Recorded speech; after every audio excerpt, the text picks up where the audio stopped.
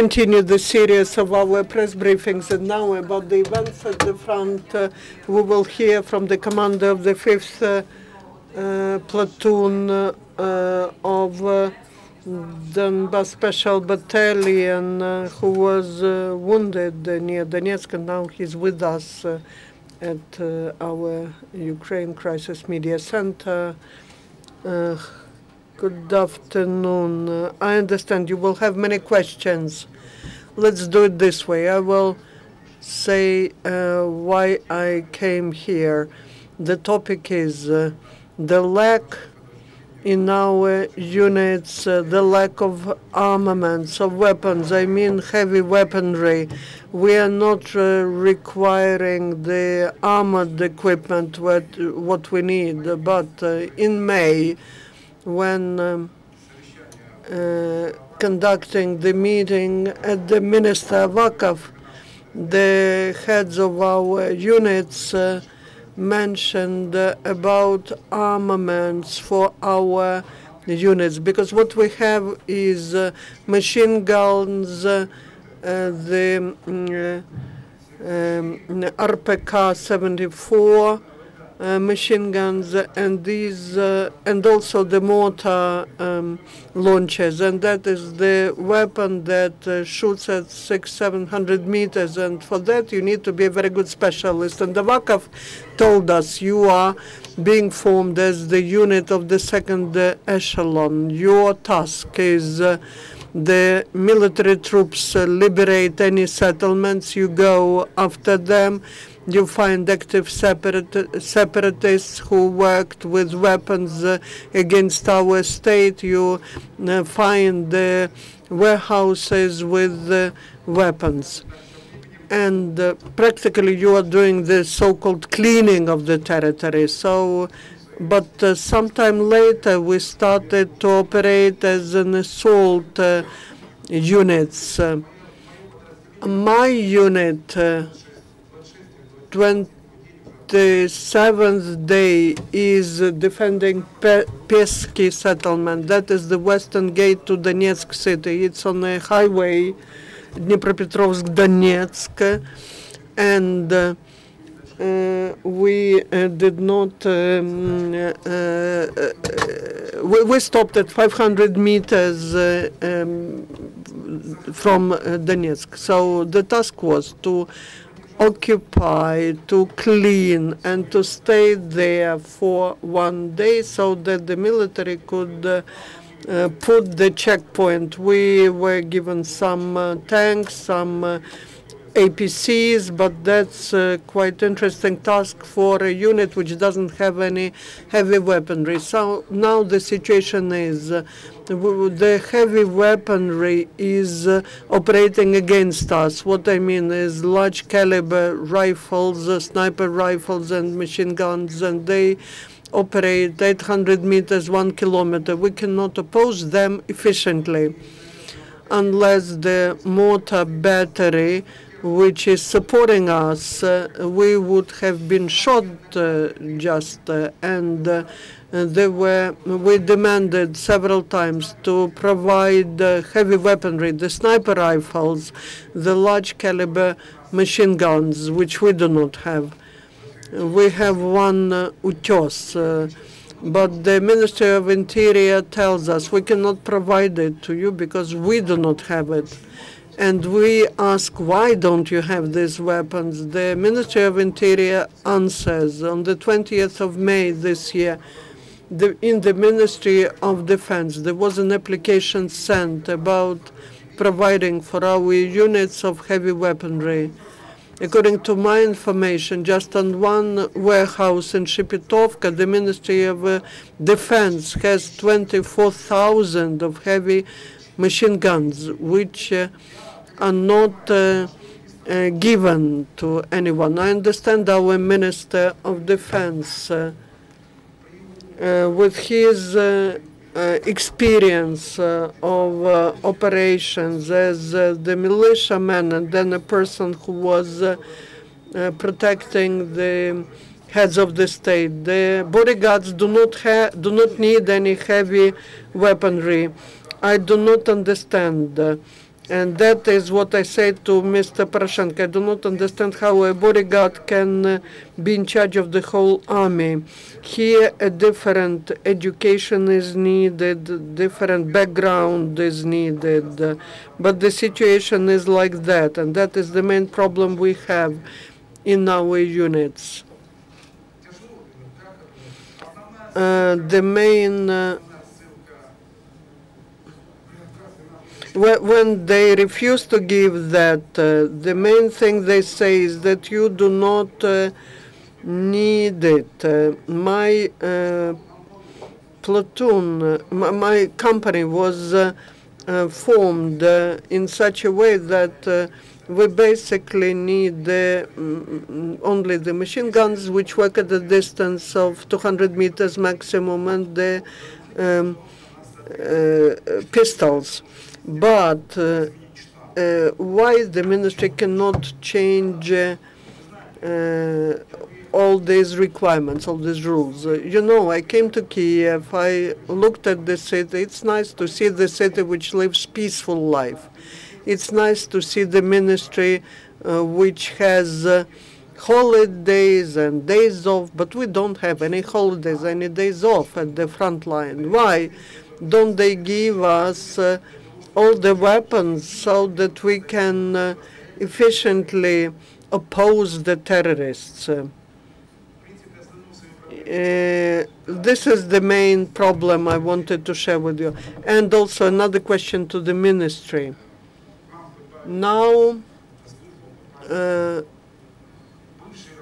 former militiamen, those who are in militia now, they're trying to get to serve in our units. That takes long time, up to 2 months. I understand that the Ministry of the Interior works in the mode of the peaceful time, but understand us. We had like 1,400 meters, like a couple of streets, some backyards. To defend that, we had just 2 APCs, 2 tanks, but we did not have the personnel because the armored vehicles, they're very vulnerable in the cities. But what we had just like 5 persons and like the fire battery, 10 persons, the army in the army, and 10 of my warriors. And behind us there was an army checkpoint and some army unit, and they had up to several hundreds people, but no one was rendering any assistance to us, and we had just a couple dozen people. So that is the main problem. Please ask questions. Your problem is clear. That is what has been discussed a lot and for a long time. And yesterday the decision was made. The Cabinet of Ministers of Ukraine passed the decision that the application will be satisfied within 48 hours. It's application about giving some weapons. And Azov now informs that they have resolved all the problems with the general staff, and they're just waiting for the weapons. I believe that in your case you need to send a new application. But the question is, what is the situation near Donetsk? Near Donetsk, understand me correctly, I'm the commander of the company, and I'm responsible for a certain section. According to mass media, we were destroyed 20 times, and 30 times they liberated Pesky. But we went there and we never, or they occupied Pesky, but we went into Pesky and we never left Pesky. I have a very strange feeling about this war. I will explain why. First of all, our war, I have an impression that they create some information pretext for something. That is the impression I have since the time of Karlovka. we participated in some not clear offense on Karlivka, because I will understand why. The equipment and the personnel was just brought there into very narrow space, and we could not understand why, and I will explain why we could not understand why. The information pretext, we were seizing Pieski for the second time. First time we went there, we liberated Pieski, a little village probably. We cleaned it, and then there was a command, withdraw, we withdrew. Then 4 days after, another order comes, go there, seize it, clean it, and defend for 24 hours till the military will put a checkpoint. Then they called me from the headquarters of the battalion, and they tell me, go away. And I say, we cannot go away. But I say, but the military did not put the checkpoint. And they say, why haven't they put the checkpoint? And then they say, stay there. And I gave the order to my soldiers, dig deeper into the soil, and that's what we did.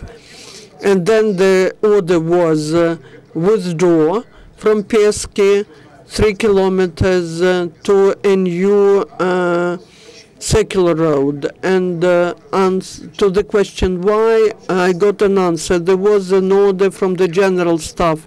I refused to execute this order, violating all the rules. And I will explain why. I'm myself from Donetsk region.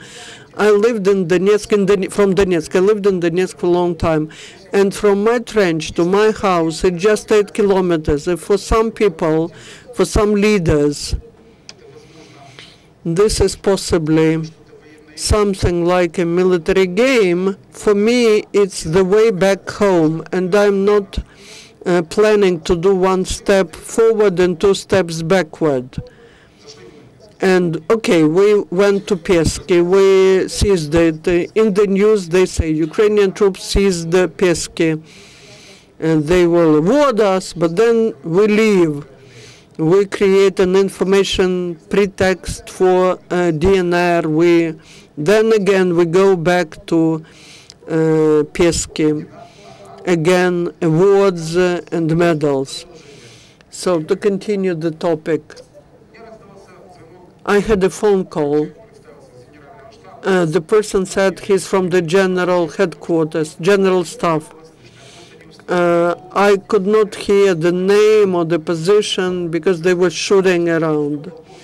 Well, I could hear that he was a colonel of the general staff, and the question was, why don't you leave? Why don't you execute the orders? And I said that in principle I go home. And then he said, okay, then I will give an order to take away the armored vehicles. And I left and I said, your armored vehicles will not leave this place. And they said that the military will execute the order. I said, they will not. And he asked why. And I said that I will give the order to mortar launchers, and we will just shoot at the wheels of that military vehicles, and they will not move anywhere. And then the order was not executed, but that was not cancelled either. In the civil war, there was a war of railways because the troops were moving along railway. Now we have the war of checkpoints. Our troops reach the checkpoint of the enemies, and they start, and we start shooting at each other. If you know Donetsk, Pieski, one checkpoint in Kirovsky region of Donetsk city, there's another checkpoint. The empty distance is about 20 kilometers. And the question is to the generals who are commanding our units, the army units, the units of the National Guards, where's your strategic thinking? Where why don't you surround or circumvent? And the terrorists go to checkpoints just like to the office. They go there, they stay there for a shift, then they go back home, they have rest, in a day, in 2 days they come again.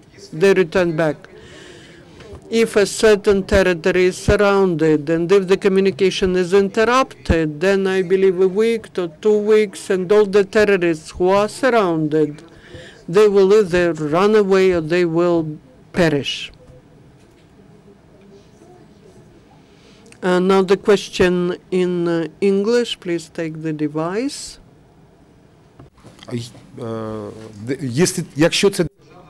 If this is Ukrainian, I understand it. That's English.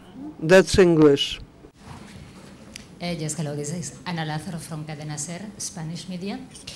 I would like to know how many men are in your battalion, under the order of which minister do you work, and if you can precise when do you think the city of Donetsk could be taken, if it's possible, and when?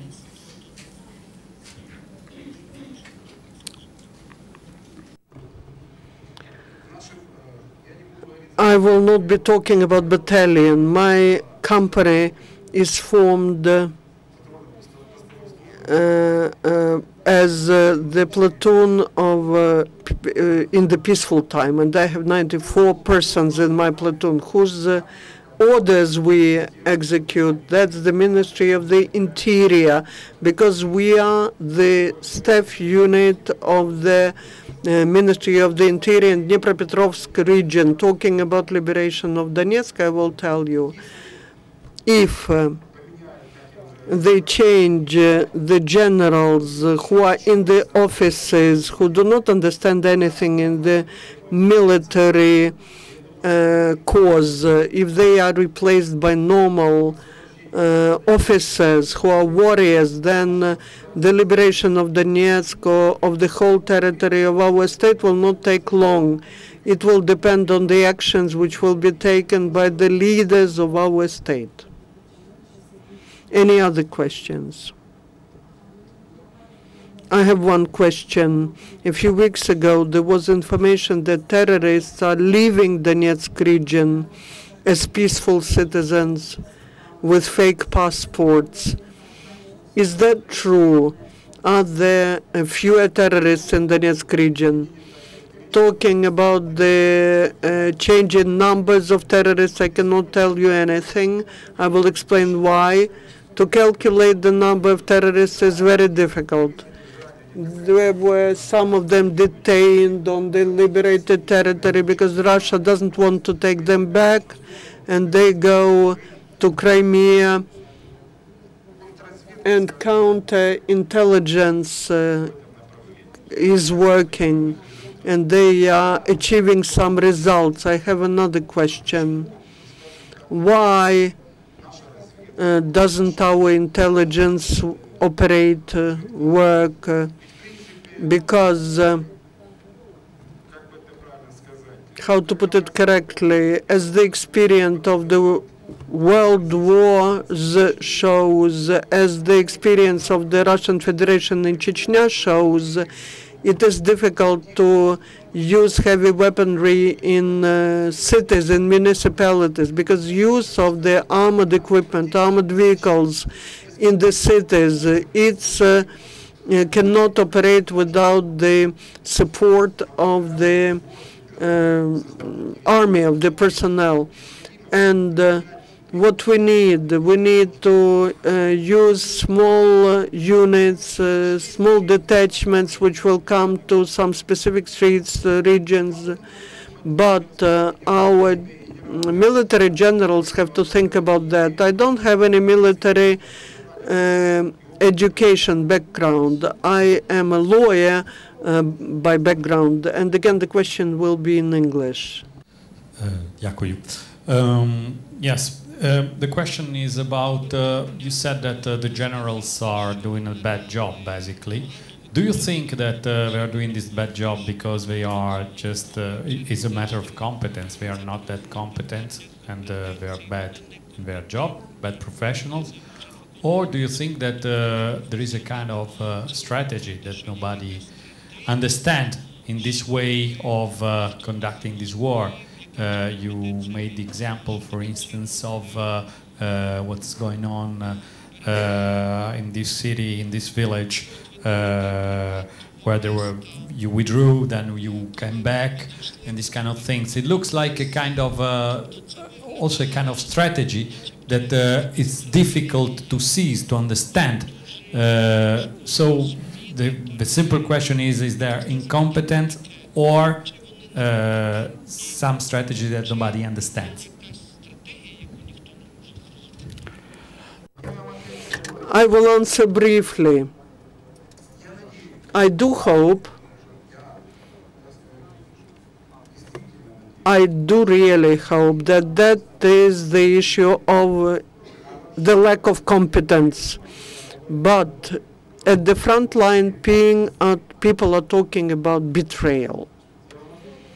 Did I answer your question?